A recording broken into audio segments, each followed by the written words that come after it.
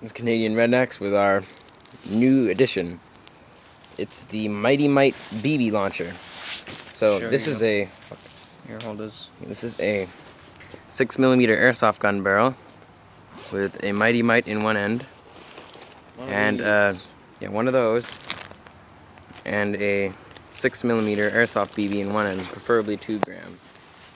Now, you use this as a ramrod to stick the BB in more. A little further. And then put your assembly down and light it off.